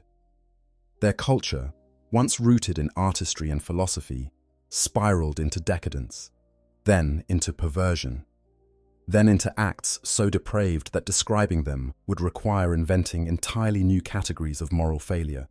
What the Aeldari did not understand, or perhaps understood and simply did not care about, was that their emotional output was pouring into the warp. Every act of excess, every moment of ecstatic pleasure, every scream of exquisite pain was feeding something that was growing in the depths of the Imperium, nourished by the collective self-indulgence of an entire civilization. Something that was developing a consciousness, a hunger, and a terrible awareness of its own existence and its own needs. When Slaanesh was finally born, the psychic shockwave was apocalyptic. The Eye of Terror, a permanent warp rift stretching across a vast swath of the galaxy, tore open at the sight of what had been the heart of the Aeldari Empire. Billions of Aeldari died in an instant, their souls ripped from their bodies and consumed by the newborn god. The civilization that had ruled the galaxy for millions of years was shattered in a single, cataclysmic moment of divine birth. Slaanesh's realm in the warp is a place of terrible beauty. It is arranged in 6 concentric circles, each one corresponding to a different type of excess, a different kind of temptation, designed to ensnare a different type of mortal. The outermost circle is the circle of avidity, where treasures beyond imagining are spread across gleaming plains of gold and gemstone. The second is the circle of gluttony, and where banquets stretching to the horizon offer every delicacy ever conceived. The third is the circle of carnality, where pleasures of the flesh are offered by beings of such impossible beauty that merely looking at them can enslave a mortal's will. The fourth is the circle of paramountcy, where the roar of adoring crowds offers the intoxicating promise of absolute power. The fifth is the circle of vainglory, where mirrors reflect the observer as their most perfect self, as free of every flaw and limitation. And at the center of it all, beyond the sixth and final circle, sits the palace of pleasure, Slaanesh's residence and seat of power. Any invader who survived the predations of the six circles would expect to find the palace defended by legions of demons. They would expect walls and gates and traps. Instead, they would find only alabaster statues and perfectly shaped trees. No guards, no defenses, because Slaanesh needs none. Yet the moment the Dark Prince emerges from the palace and smiles at the invaders, they are lost. The presence of Slaanesh is perfection made manifest, beauty so absolute and so complete that resistance simply ceases to be possible. Warriors who have fought their way through six circles of temptation, who have resisted treasures and pleasures and power, simply lay down their weapons and stare. Not one soul has ever trod upon the grounds of the Palace of Pleasure and returned to tell the tale. The demons of Slaanesh are as beautiful as they are deadly. The most numerous are the demonettes, also known as the Maidens of Ecstasy. These creatures possess androgynous forms of disturbing, unsettling beauty, their lithe bodies simultaneously alluring and repulsive. They have great, crab-like claws where their hands should be, claws that can tear through power armor as easily as scissors through paper, and they fight with a fluid, or dancing grace that makes combat look like art and slaughter look like ballet. A demonette's presence is enough to cloud the mind, to make a mortal question their purpose and their loyalty, to make them wonder if maybe, just maybe, the things the demon is whispering are true. That life could be so much more than duty and suffering. That pleasure is not a sin, but a right. That all they need to do is let go. The Keepers of Secrets, Slaanesh's greater demons, and are among the most individually terrifying entities in the warp. Each one is unique, created by Slaanesh in a moment of creative whim, and their appearances range from hauntingly beautiful to bestially monstrous, though all share a towering stature and a grace that belies their enormous size. They are master manipulators, invading the thoughts of their enemies, sending them visions of glory, caressing their inner desires, and leading them astray with promises that sound too good to be true, but feel too real to be false. In combat, a Keeper of Secrets is blindingly fast, its long limbs striking with a precision that turns killing into a form of artistic expression. They view death as a medium, blood as paint, and the battlefield as a canvas upon which they create works of terrible beauty. The screams of the dying are music to them. The interplay of violence and suffering is a symphony they conduct with their blades. And through it all, they smile, because every sensation, every moment of ecstasy and agony, every flutter of hope and crash of despair is pleasure to them. What makes Slaanesh perhaps the most insidious of all the Chaos Gods is the breadth of the Dark Prince's appeal. Slaanesh does not merely tempt with carnal pleasure, though that is certainly part of the equation. Slaanesh tempts with perfection. The artist who wants to create the perfect masterpiece, the warrior who strives to achieve the perfect strike, the scholar who seeks the perfect understanding of their field, all of these are potential servants of Slaanesh. The desire to excel, to be the best, to push beyond limitations and achieve something transcendent, these are the desires that Slaanesh exploits. And because these desires are present in virtually every sentient being, Slaanesh's hunting ground is effectively infinite. The formless wastes and the things between. We have now visited the domains of the four great Chaos Gods. We have walked the brass plains of Horn, wandered the diseased gardens of Nurgle, lost ourselves in the crystal corridors of Tzeentch, and passed through the circles of Slaanesh's realm. But the realm of chaos is far larger than these four kingdoms.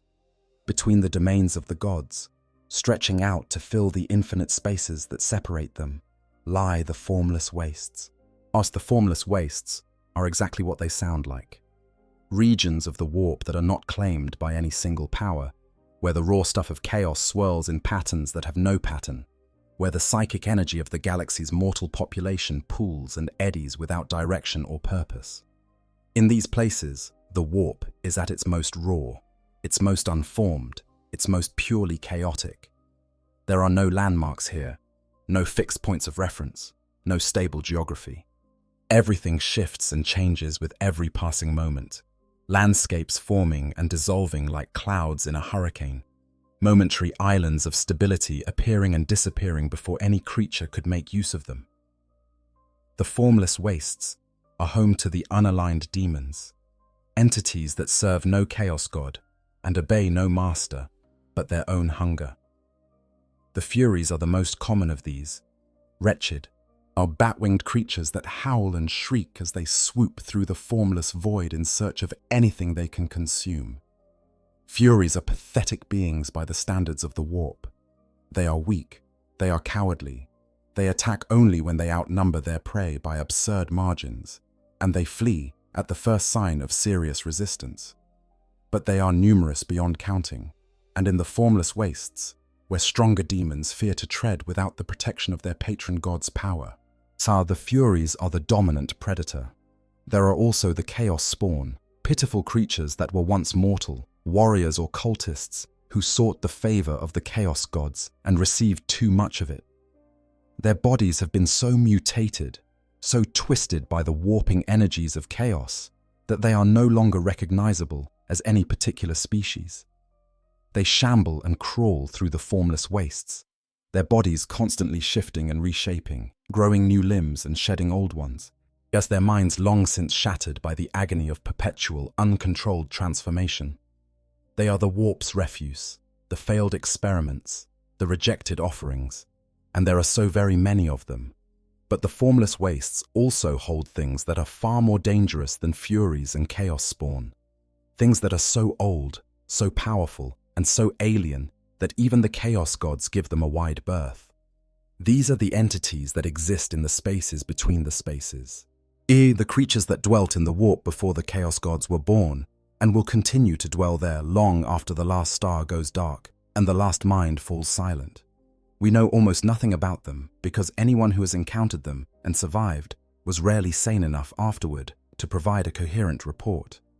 There are whispers of entities so vast that they make the Chaos gods look small, beings whose forms stretch across dimensions in ways that mortal minds cannot process. Or there are rumors of predators that feed not on emotion or psychic energy, but on reality itself, consuming the boundary between the warp and real space and growing stronger with every inch of that boundary they erase. There are legends of things that sleep in the deepest layers of the warp, dreaming dreams so powerful that they reshape the immaterium around them, creating pocket dimensions of nightmare and wonder that can trap unwary travelers for eternity. Yet the Chaos gods themselves engage in an eternal conflict known as the Great Game, each one constantly warring against the others for dominance over the realm of chaos. But there are moments, rare and terrifying, when all four gods pause in their eternal rivalry and turn their attention outward towards some threat from the formless wastes that is serious enough to make even them cooperate. What could threaten a Chaos god? What could make Horn and Slanesh, Tzeentch and Nurgle, set aside their hatred of each other and work together? The answer to that question is one of the great unknowns of the warp, and it is perhaps the most terrifying thing of all. Because if there are things in the warp that even the Chaos gods fear, then the galaxy's understanding of the true scope of the threats lurking in the immaterium is not merely incomplete, it is laughably, dangerously inadequate. The Great Game, eternal war among the gods. Speaking of the Great Game, let us take a moment to understand the dynamic that drives the realm of chaos, the endless conflict between the four great powers that defines the political landscape of the warp and shapes every demonic incursion, every chaos cult, every act of corruption that the ruinous powers perpetrate in the material universe. The Chaos gods are not allies. They are not a coalition working together toward a common goal. They are rivals, enemies, as competitors locked in a struggle for supremacy that has been raging since the moment the first of them achieved consciousness. The Great Game is the name given to this eternal conflict, and it is, in the most literal sense, a game to the gods who play it. They do not fight for survival, for none of them can truly be destroyed as long as the emotions that sustain them continue to exist. They fight for power, for territory, for influence, for the sheer joy of competition and the visceral satisfaction of defeating a hated rival. Each Chaos God bears a particular enmity for one of its siblings, a rivalry so intense that it defines the very nature of their relationship. Horn despises Slaanesh above all others, viewing the Dark Prince's focus on pleasure and aesthetics as the antithesis of his own creed of martial honor and direct confrontation. To Horn, Slaanesh is everything that is weak and contemptible about mortal existence, and a creature that values sensation over strength and beauty over bloodshed. Slaanesh, for its part, finds Khorne's single-minded obsession with violence to be tediously crude, a brute's approach to the infinite complexity of existence. Tzeentch and Nurgle are equally opposed. Tzeentch represents change, ambition, the constant drive to transform the world and reshape reality according to one's will. Nurgle represents stagnation, acceptance, and the inevitable triumph of entropy over all attempts to impose order on a chaotic universe. Where Tzeentch says that tomorrow can be different from today, Nurgle says that all roads lead to the same destination, that all ambition is futile, that the only peace is acceptance of decay. Their conflict is not merely a rivalry, but a philosophical argument made manifest in demonic legions, a debate about the fundamental nature of existence, conducted with plagues and sorceries instead of words. When the Chaos Gods go to war against each other, the realm of chaos becomes a landscape of unimaginable violence. The borders between their domains become battlefields where millions of demons clash in conflicts that make the greatest mortal wars look like schoolyard scuffles. Horn's bloodletters charge into the singing ranks of Slaanesh's demonettes. Tzeentch's horrors hurl bolts of warp fire into the shambling hordes of Nurgle's plague-bearers. The sky, as if the warp can be said to have a sky, burns with the light of impossible weapons and the screams of beings that cannot truly die, but can certainly suffer. These wars spill over into real space with depressing regularity. When the Chaos Gods are locked in fierce competition, their mortal followers mirror that competition in the material universe. Khornate war bands attack Slaaneshi cult strongholds. Nurglite plague cults work to undermine Tzeentchian conspiracies, whilst the mortal servants of the ruinous powers fight each other as fiercely as they fight the enemies of chaos, and the collateral damage to the innocent civilians caught in the crossfire is staggering. Occasionally, rarely, the Chaos Gods set aside their rivalries and unite against a common foe. This happens when some threat emerges that is so dangerous that even the gods recognize the need for cooperation. The last time this happened on a major scale was during the Horus Heresy, when all four gods worked together to corrupt the Primarch Horus Lupercal and turn him against his father, the Emperor of Mankind. That temporary alliance nearly succeeded in destroying the Imperium and killing the Emperor, and it took the combined might of the loyalist Primarchs and the personal intervention of the Emperor himself to defeat it. But such alliances never last. The Chaos Gods are, by their very nature, incapable of sustained cooperation. Yet their rivalry is not merely a political disagreement that could theoretically be resolved. It is a fundamental incompatibility built into their very essence. Khorne cannot stop hating Slaanesh any more than fire can stop burning.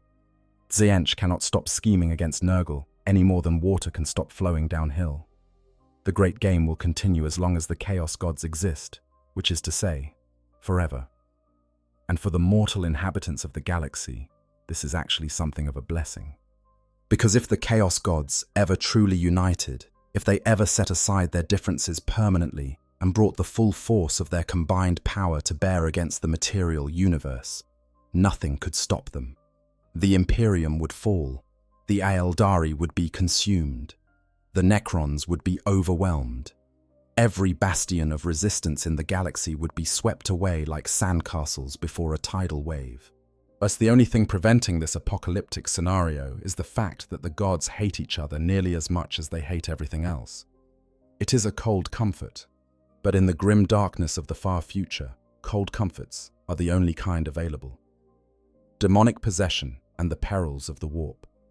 We have talked at length about the demons of the warp, about the chaos gods who create them and the realms they inhabit, but we have not yet fully explored one of the most personal, most intimate, and most horrifying ways that the inhabitants of the warp interact with the mortal galaxy. We have not talked about possession. Demonic possession is, in many ways, the warp's most insidious weapon. Armies can be fought with armies. Plagues can be quarantined. Sorceries can be countered. But possession attacks the very thing that makes you who you are. It reaches into your mind, into the core of your consciousness, and replaces you with something else. Something hungry, something ancient, something that wears your face and speaks with your voice, but has nothing behind its eyes except a demon's hunger and a demon's malice. The most common vector for possession is the unsanctioned psyche. Throughout the Imperium, thousands of people are born with psychic abilities every day. Some are powerful, most are not. But all of them, regardless of the strength of their gift, are a potential doorway for the things that live in the warp. Every time an untrained psyche uses their power, they create a ripple in the barrier between dimensions, a tiny tear usually, a pinprick that heals almost instantly. But demons are patient, and they are persistent, and they watch those tiny tears with the focused attention of a predator observing a weak point in its prey's defenses. Over time, as the psyche uses their power again and again, the pinpricks accumulate. The barrier becomes weaker in the immediate vicinity of the psyche's mind. The demons press against it, probing, testing, yet waiting for the moment when the accumulated damage reaches a tipping point and the barrier gives way. When it does, the demon floods in, pouring itself through the breach and into the psyche's consciousness, like water rushing through a broken pipe. The initial stages of possession are often subtle.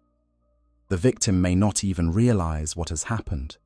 They may notice that their thoughts seem slightly different, that they are having ideas they would not normally have, as that they are drawn to behaviors that would previously have disgusted them. They may hear a voice in the back of their mind, distant and indistinct, whispering suggestions that seem reasonable and even helpful. They may experience sudden bursts of power that are far beyond their normal abilities, moments of transcendence that feel like divine inspiration, but are actually the demon testing the limits of its new vessel. As the possession deepens, the changes become more pronounced. The victim's personality begins to shift, their mannerisms changing in ways that those close to them might notice but cannot quite identify.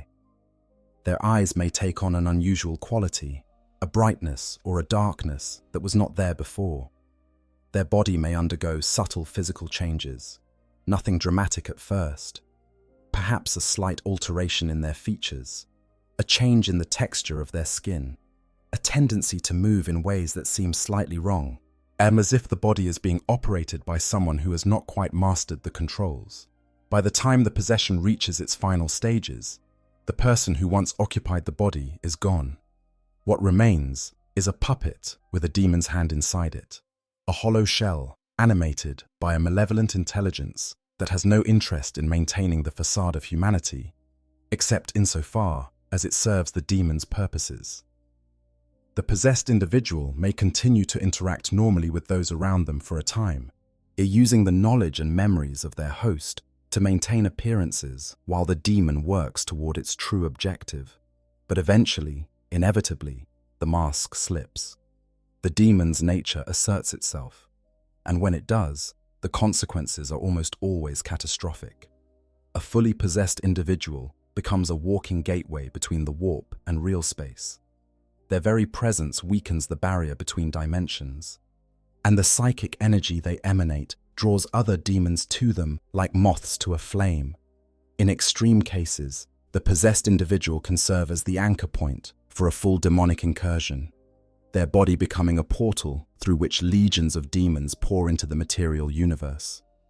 Entire cities have been destroyed, entire worlds have been lost, because a single possessed individual was not identified and dealt with in time.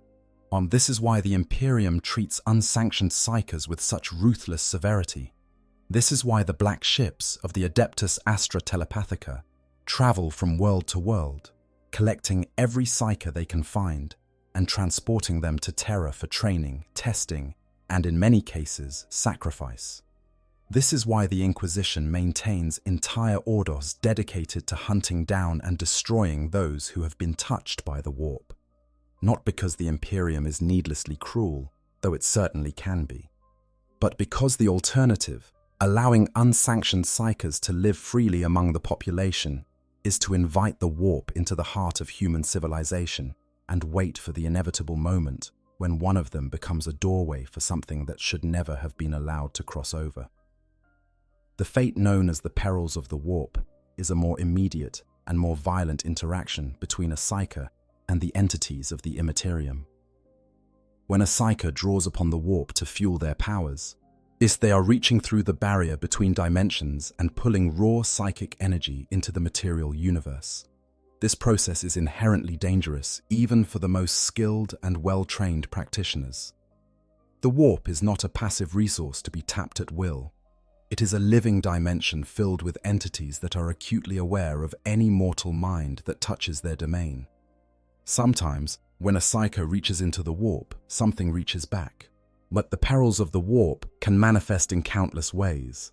At the milder end of the spectrum, the psyker might experience a backlash of psychic energy that causes pain, disorientation, or temporary loss of their abilities. They might attract the attention of a minor warp entity that haunts them for days or weeks, manifesting as auditory hallucinations, nightmares, or poltergeist-like disturbances in their immediate vicinity. They might suffer a momentary loss of control over their power, and unleashing a burst of uncontrolled psychic energy that damages or destroys everything in their immediate area. At the more severe end of the spectrum, the consequences are genuinely nightmarish. The psyker might be physically pulled into the warp, their body dragged through the barrier between dimensions and deposited in the Imperium, where they will be consumed by whatever entities find them first. They might undergo spontaneous and uncontrolled mutation, their body reshaped by the warp's influence into something that is no longer human. They might become a living beacon for demonic entities, their psychic signature amplified to such a degree that every demon within range converges on their location with the single-minded purpose of forcing its way through their mind and into the material universe. And in the worst cases, the perils of the warp result in what is known as a demonic breach. The psyker's mind is overwhelmed. The barrier between the warp and real space is torn open at the point where the psyker stands, and demons flood through the gap in numbers proportional to the severity of the breach. A minor breach might produce a handful of lesser demons that can be dealt with by local military forces. A major breach can produce a full-scale demonic incursion that requires the intervention of Space Marines, Inquisitors, or even the legendary Grey Knights, the Imperium's premier demon-hunting force, yet to contain and eliminate. The Grey Knights themselves deserve mention in any discussion of the warp's horrors, not because they are horrors themselves, but because their very existence speaks volumes about the severity of the threat the warp represents. The Grey Knights are a secret chapter of Space Marines created specifically to fight daemons. Every single one of them is a psyker, trained from childhood in the most rigorous anti-demonic techniques known to the Imperium. Their armor is inscribed with wards and sigils that protect them from the warp's influence. Their weapons are blessed and sanctified, designed to be particularly effective against demonic entities. Their minds are fortified against possession and corruption to a degree that no other human being can match. And even they cannot guarantee victory against the greater entities of the warp. Even the Grey Knights, with all their training and all their specialized equipment and all their centuries of accumulated knowledge, approach engagements with greater demons with the understanding that not all of them may survive. The fact that the Imperium has needed to create an entire chapter of superhuman warriors dedicated exclusively to fighting demons, warriors whose existence is kept so secret that most citizens of the Imperium have never heard of them, was tells you everything you need to know about the scale of the threat the warp represents. Demon princes, demon worlds, and the fate of the corrupted. Before we conclude our journey through the warp, we need to talk about the mortal cost of all this.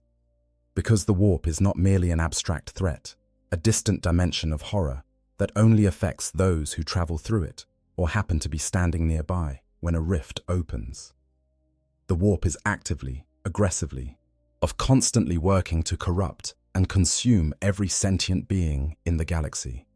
And for those who fall to its temptations, the consequences are beyond mortal imagination. The most exalted fate that a mortal servant of chaos can aspire to is apotheosis, the transformation into a demon prince.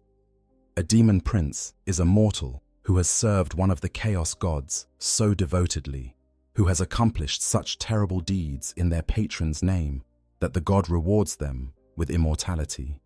The mortal's physical body is discarded and replaced with a new form crafted from warp energy, a towering, powerful demon body that grants them extraordinary physical and psychic abilities. They retain their consciousness, their memories, their personality.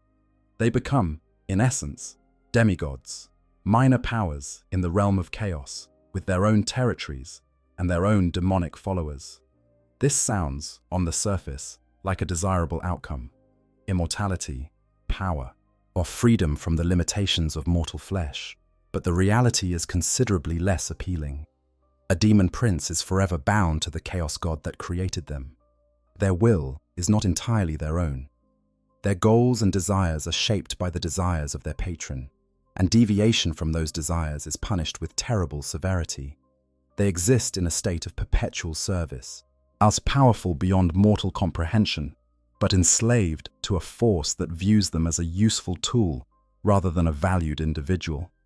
And demon princes are the lucky ones. For every mortal who achieves apotheosis, millions more receive the alternative reward: devolution into a chaos spawn. These are the failures, the disappointments, the servants who amused their patron for a time, but ultimately proved unworthy. Their bodies are mutated beyond recognition, their minds shattered by the transformative energies of chaos, and they are cast out into the formless wastes to wander in mindless agony for whatever passes for eternity in the realm of chaos. There is no cure for the spawn's condition. There is no way back. There is only endless, purposeless suffering. And then there are the demon worlds, planets in real space that have been so thoroughly corrupted by chaos that the barrier between the material universe and the warp has collapsed entirely. On these worlds, the laws of physics have been replaced by the whims of whatever demonic entity claims dominion. Gravity might work differently in different parts of the same continent. Time might flow backward in some regions and forward at different speeds in others. The very landscape might be alive, its mountains and rivers and forests composed of fused flesh and crystallized emotion and the raw stuff of nightmares made solid. The populations of these worlds, as if any survived the initial corruption, exist in states of perpetual torment. Some have been transformed into living furniture for demonic pleasure. Others have been fused with the landscape itself, their consciousness trapped in geological features for millennia. Still others have been split into multiple copies of themselves, each experiencing a different kind of suffering, their screams forming a chorus that provides ambient music for the demons that rule their world. Or demon worlds are not rare. The Eye of Terror alone contains hundreds of them, each one a unique nightmare shaped by the particular brand of chaos that dominates it. Hornate demon worlds are eternal battlefields where the terrain itself fights and the rivers run with blood that never dries. Nurglite demon worlds are festering paradises of disease where every form of life is simultaneously flourishing and rotting. Sentient demon worlds are kaleidoscopic hellscapes where reality changes from moment to moment, and nothing is ever what it appears to be. Slaaneshi daemon worlds are places of such extreme sensation that merely existing on their surface is enough to drive a mortal utterly, irrevocably mad. These worlds serve as stark reminders of what the warp wants to do to the entire galaxy. Every demon world was once a normal planet with normal people living normal lives. The corruption that transformed them did not happen overnight. It began with whispers, with small compromises, with a cult that seemed harmless, a practice that seemed merely eccentric, a leader who seemed merely ambitious. And step by step, inch by inch, the warp crept in, and by the time anyone realized what was happening, it was far too late. The souls of the dead and the final horror. There is one more thing we need to discuss before we end our journey. One final, but terrible truth about the warp that underlies all the other horrors we have explored. It concerns the fate of the dead. When a mortal dies in the Warhammer 40,000 universe, their soul does not simply cease to exist. It does not float away to some peaceful afterlife. It is swept into the warp, into the sea of psychic energy, into the hunting grounds of every demon and warp entity and predator we have discussed tonight. For the servants of chaos, this is a known risk, one they have accepted in exchange for the power their patrons provide. The most successful among them may be rewarded with a place of favor in their god's domain. The rest are simply consumed, their psychic energy devoured by the demons they once served. For the ordinary citizens of the Imperium, those who lived decent lives and served the Emperor faithfully, the fate is arguably worse. Their souls arrive in the warp with no protection, no patron, and no knowledge of the dangers that surround them. They are immediately set upon by the predators of the Imperium. Some are consumed quickly, their psychic energy absorbed by demons who barely notice the meal. Others are captured and tormented, their suffering sustained for what feels like centuries, as demons feed on the emotional energy their agony produces. The Emperor of mankind is believed by many in the Imperium to protect the souls of the faithful, as to gather them to his side upon the golden throne and shelter them from the predations of the warp. Whether this is true, and to what extent the Emperor is capable of extending such protection given his current state of near death, sustained only by the mechanisms of the golden throne, is a question that no one in the Imperium can answer with certainty. For many, it is a matter of faith. For others, and it is a comforting lie told to make the prospect of death in service to the Imperium slightly more bearable. The Aeldari face a uniquely terrible version of this fate. Because Slaanesh was born from their civilization, the Dark Prince has a special claim on Aeldari souls. Every Aeldari who dies without protection has their soul immediately consumed by Slaanesh, a fate so horrifying that the entire Aeldari species has restructured its civilization around avoiding it. The craft world. Aeldari carry spirit stones that capture their souls at the moment of death, preserving them from Slaanesh's hunger. The Drukhari, the dark kin of Komorach, sustain themselves by feeding on the suffering of others, using the psychic energy of their victims to keep their own souls intact and out of Slaanesh's reach. The Harlequins serve Segorach, the laughing god, who is said to protect their souls through trickery and misdirection. Every aspect of Aeldari culture, from their military tactics to their religious practices to their art and architecture, is shaped by the omnipresent terror of she who thirsts. This is, perhaps, the ultimate horror of the warp.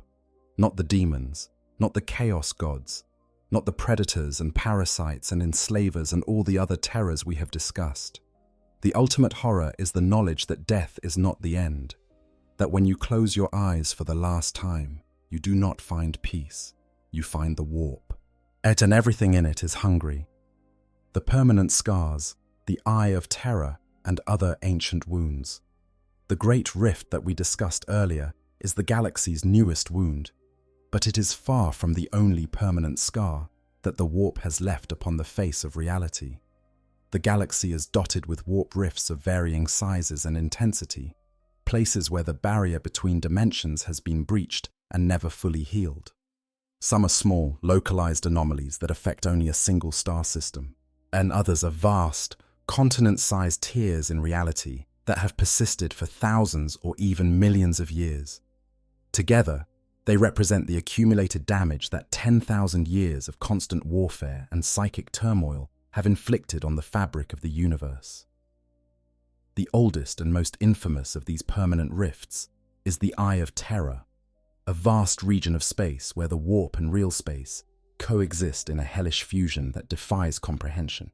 But the Eye was born in the same catastrophic event that created Slaanesh, the fall of the Aeldari civilization. When the psychic shockwave of Slaanesh's birth tore through the galaxy, it permanently breached the barrier between dimensions in the region that had been the heart of the Aeldari Empire.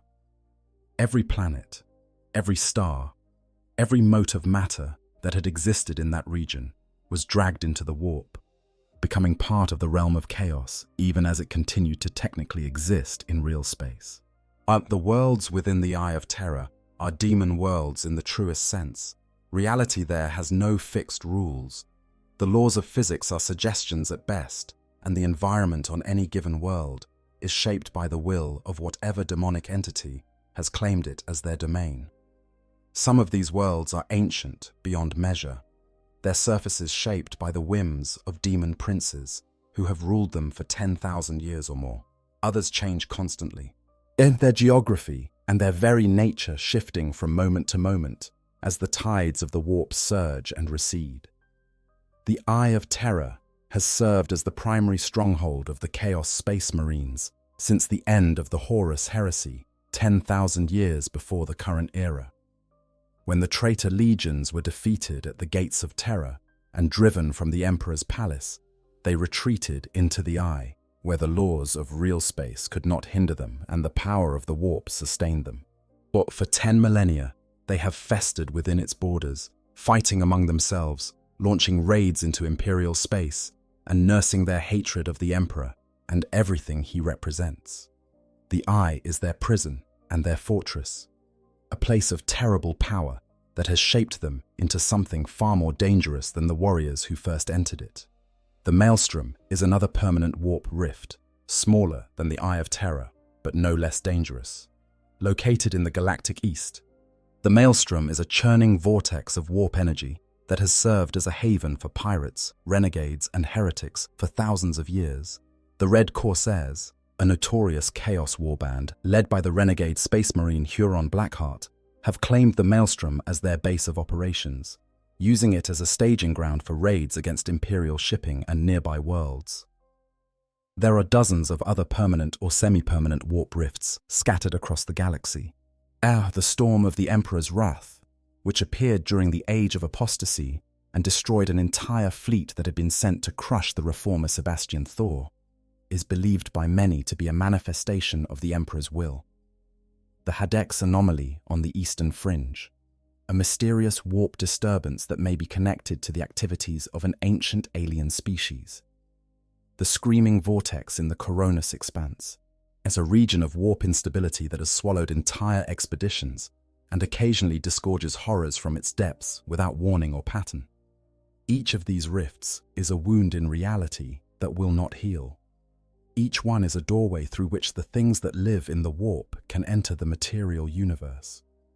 Each one is a reminder that the galaxy's relationship with the Imperium is not one of separate but parallel existence, but of a constant and grinding war of attrition in which reality itself is slowly, inexorably losing ground. And now, with the Great Rift torn across the galaxy from one end to the other, the rate of that loss has accelerated dramatically. The warp is closer to real space than it has been since the fall of the Aeldari.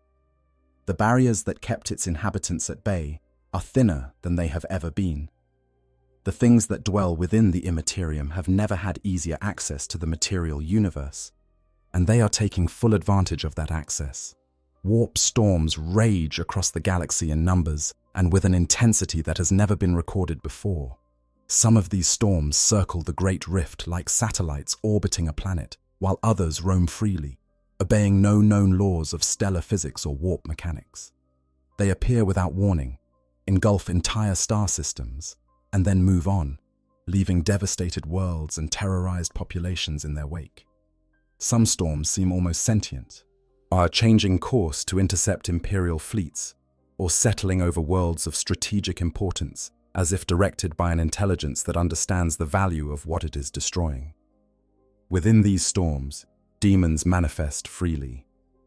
The barrier between the warp and real space, already weakened by the storm's presence, becomes so thin that demons can cross over without the need for a summoning ritual or a psyker's unprotected mind.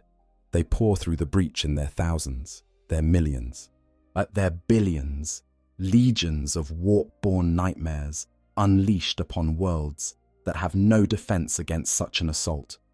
The populations of these worlds are slaughtered, enslaved, mutated, or driven mad. And when the storm finally passes, if it passes, what remains is rarely recognizable as a place where human beings once lived. The Imperium's response to this escalating crisis has been the Indomitus Crusade, launched by the resurrected Primarch Rabut Guilliman in the aftermath of the Great Rift's opening. Guilliman, one of the Emperor's own sons, a demigod in his own right, has marshaled the greatest military force assembled since the Horus Heresy and sent it forth to reclaim the worlds lost to the darkness. The Crusade has achieved significant victories, liberating hundreds of worlds from chaos occupation and establishing new defensive lines against the encroaching warp. But even Guilliman acknowledges that the task before him is monumental. The galaxy is vast, the enemies are numberless, and the Great Rift is not getting smaller. If anything, it is growing, spreading, consuming more of real space with each passing year. The question that no one in the Imperium dares to ask out loud, but that every strategic thinker from Guilliman to the lowliest logistician cannot help but consider, is whether the tide can be turned at all. Whether the damage done by the Great Rift is reversible. Whether the galaxy can be healed, or whether this is simply the beginning of the end, the opening movement of a slow, grinding apocalypse that will see the warp consume reality itself and turn the entire material universe into an extension of the realm of chaos. No one knows the answer. And in the warp, at where the chaos gods play their eternal game, and the forgotten predators swim through the currents of psychic energy, and the souls of the dead scream for a mercy that will never come. The question itself is meaningless. The warp does not care about answers. It does not care about questions. It cares only about feeding. And the galaxy has never offered it a more abundant feast. Closing.